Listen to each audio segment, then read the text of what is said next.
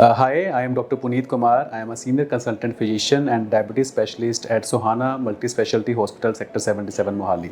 ठीक है, welcome to ready मिर्ची सर। मेरा नाम एबी है एंड फर्स्ट ऑफ ऑल ये बताइए सर, अभी मानसून इस साल चल रहा है, ठीक है, सिवियर कोल्ड एंड कफ हो जाता है, इस टाइम पे राइस काफ़ी हो जाता है, राइट। कौन सी ऐसी चीज़ है जिनसे इस चीज़ों को रोका जा सकता है या प्रिवेंट किया जा सकता है? यस, आजकल जैसे हम मानसून के टाइम में हैं और लास्ट 2 to 3 वीक्स में हमने देखा कि बहुत सारी रेन हुई है और बहुत सारी वाटर लॉगिंग की प्रॉब्लम हमने फेस की है। तो इसमें जनरली हमारे पास कोल्ड कफ के पेशेंट भी बढ़ जाते हैं और फीवर और डायरिया के पेशेंट भी बढ़ जाते हैं बिकॉज ऑफ कंटेमिनेटेड वाटर और बिकॉज ऑफ अनहाइजीनिक फूड और वाटर हमने कहीं बाहर से कंज्यूम कर लिया है, जिसकी वजह से फीवर, डायरिया और कोल्ड कफ दोनों पेशेंट बढ़ जाते हैं। जनरली वायरल इन्फेक्शन होती हैं, तो इसमें हमने अपने आप को बचाना है कंटेमिनेशन से। हमने कंटेमिनेटेड वाटर और कंटेमिनेटेड फूड बिल्कुल भी कंज्यूम नहीं करना है। हमारा जो पानी है जो हम यूज़ करते हैं, या तो वो बॉइल्ड वाटर हो या फिर हम उसको मिनरल वाटर ही यूज़ करें। बिल्कुल भी अनबॉइल्ड वाटर हमने यूज़ नहीं करना है। और जो हमारा फूड है वो बिल्कुल रॉ फूड जो होता है वो इन्फेक्शन का सोर्स होता है, तो रॉ फूड नहीं कंज्यूम करना। हमने जो खाना है वो पूरा पका हुआ होना चाहिए।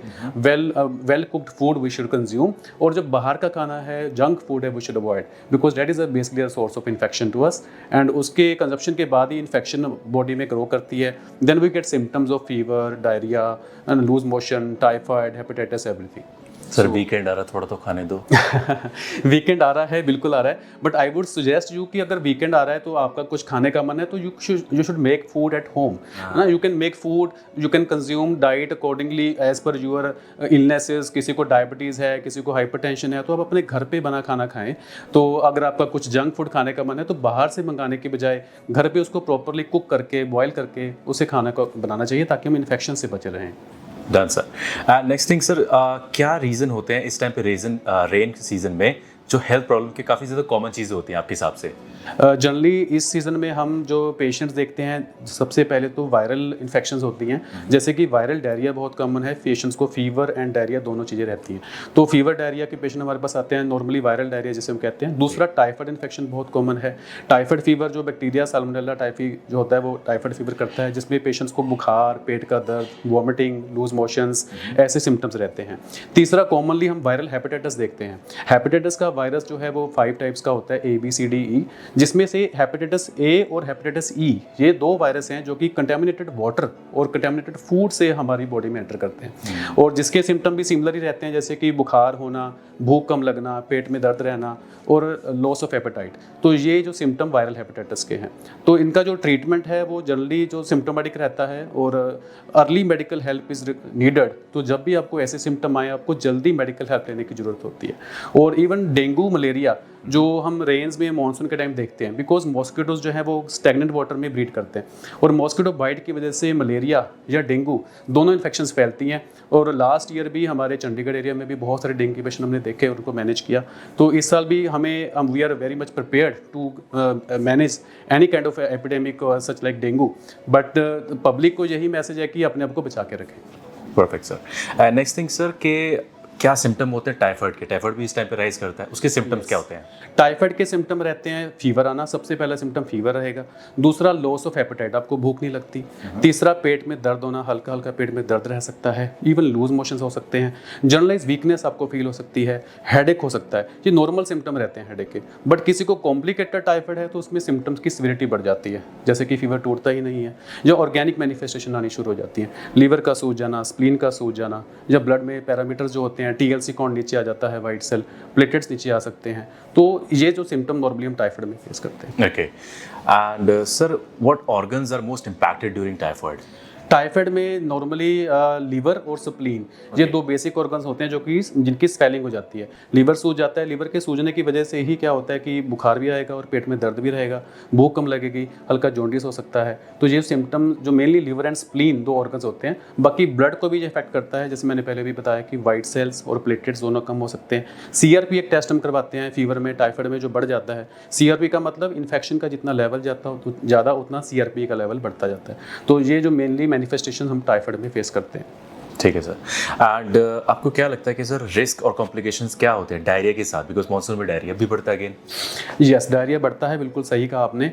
तो सबसे मेन जो कॉम्प्लिकेशन रहती है डिहाइड्रेशन। अगर किसी को मल्टीपल एपिसोड्स हैं, लूज मोशन आ रहे हैं और ओरल इनटेक अच्छी नहीं रहती, बिकॉज आपको वॉमिटिंग भी हो रही है, आपका वॉमिटिंग और लूज मोशन दोनों जो है वो पानी की कमी कर रहा है बॉडी में, बट आप कंज्यूम उतना नहीं कर पा रहे। जनरली हमारे पास पेशेंट लेट स्टेज में आते हैं बिकॉज वो अर्ली मेडिकल हेल्प नहीं लेते, तो जिसकी वजह से वो डिहाइड्रेटेड होते हैं, पूरी बॉडी में से पानी की जो मात्रा कम हो जाती है, जिसकी वजह से यूरिया बढ़ने लगता है, इवन किडनी के ऊपर इफेक्ट आना शुरू हो जाता है, इवन ब्लड प्रेशर कम होना शुरू हो जाता है। तो वो एक एडवांस स्टेज हो जाती है। तो अगर आप घर पे हैं, अगर आपको ऐसे सिम्टम आ रहे हैं, early medical help is very much needed. आपको पानी ज़्यादा कंज्यूम करना है, जितना आपका वाटर लॉस हो रहा है because of diarrhoea and vomiting, उसको रिप्लेस करना बहुत ज़रूरी है। रिप्लेस आप घर पे तो ओरली करोगे, बट अगर बिकॉज ऑफ योर कॉम्प्लिकेशन आप ओरली उतना ले नहीं पा रहे हैं, बिकॉज आपको वॉमिटिंग हो रही है, कुछ भी खा रहे हैं वॉमिट आ रहा है, in that case we need an IV line. तो हमें फिर IV लाइन सिक्योर करके IV ट्रिप से आपको हाइड्रेट करना है। तो basically hydration should be ensured. Along with that, with the help of investigation, we diagnose whether it is viral or bacterial. If it is viral, we treat it symptomatically. If it is bacterial, we give some antibiotics. So that is what is needed. So early medical help, early cases of fever in any kind of fever should be treated as early as possible. Next thing, sir, dengue and malaria, both mosquito-borne diseases हैं, right? What steps can be taken at our homes and workplaces जो help कर सकते हैं इनको बचाने के लिए? Specially अभी रेनी सीजन में पानी जगह जगह पे स्टैगनेट हो जाता है। हमने अपनी सराउंडिंग्स में और अपने घर में पानी को खड़े नहीं रहने देना है, उसको जल्दी ड्रेन करना है। दूसरी चीज़ है कि जब भी आप बाहर निकलें फुल स्लीव पहने ताकि मॉस्किटो बाइट ही ना हो। अगर अपने फुल स्लीव्स पहने हुए हैं, सॉक्स पहनी हुई हैं, तो जो नेकेड एरिया है बॉडी का वो नहीं है, तो मॉस्किटो बाइट ही नहीं करेगा। तीसरा जो है, we can use this insect repellents, mosquito repellents. With the help of those we can spray those mosquito repellents at various places. जब आपके घर के कॉर्नर्स हैं, जहाँ पे आपके वॉशरूम्स हैं, जब बाहर घर के बाहर जहाँ पे पानी खड़ा होता है, वहाँ पे मॉस्किटो रिपेलेंट का यूज़ करना बहुत ज़रूरी है, सो डैट मॉस्किटो मर जाएं और वो ब्रीड ना करें, उनका नंबर ना बढ़े और वो आपको काटे मत। तो ये 2-3 चीज़ें मेन हैं। एक तो पानी नहीं खड़े होने देना, हमने अब बाहर जाना है, गार्डन में जाना है, ओपन एरिया में जाना है, we should be wearing our full sleeves and we should cover our जिस फीट आल्सो। एंड थर्डली हमने मॉस्किटो रिपेलेंट्स यूज़ करने हैं। मॉस्किटो नेट्स भी आते हैं, वो भी यूज़ किए जाते हैं। गवर्नमेंट भी स्टेप्स लेती है time to time with the help of fogging and mosquito repellent devices they use, they spray.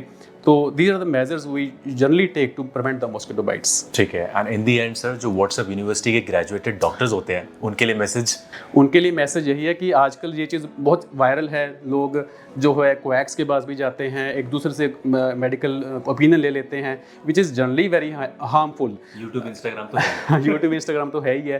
तो वो सब चीज़ें एक नॉलेज का सोर्स हैं, बट नॉलेज जो है वो ऑथेंटिक होनी चाहिए, ट्रू होनी चाहिए, so that you can believe it. And I would say that you should always take your guidance of your doctor, whosoever is your family doctor और आपके नियरेस्ट जो डॉक्टर है, तो उससे आप जल्दी मिलें। जनरली लोग कहते हैं कि हमें फीवर चल रहा है, टाइफाइड हो गया, बड़ा एक मिथ सा बना रहता है कि टाइफाइड है। अपने किसी लैब वाले को पूछा, उसने टेस्ट करवा लिया, विडाल करवा लिया, हल्का सा पॉजिटिव आ गया कि टाइफाइड है। जनरली हम देखते हैं कि वो टाइफाइड नहीं होता, कुछ और निकल के आता है। तो वो फीवर वायरल फीवर ही होता है, नॉर्मल वायरल फीवर होता है। तो early medical help is required. आपको अपने डॉक्टर को जल्दी मिलना है। नॉर्मल सा फीवर भी है, इग्नोर नहीं करना है। तो जितना जल्दी हम फीवर के जड़ को पकड़ेंगे कि क्या कारण है, उसको जल्दी ट्रीट करेंगे, हम कॉम्प्लिकेशन से बचते हैं। सो व्हाट्सएप यूनिवर्सिटी से बचिए, अपने डॉक्टर के पास जाइए और उन पर विश्वास रखिए। Thank you so much for your time sir.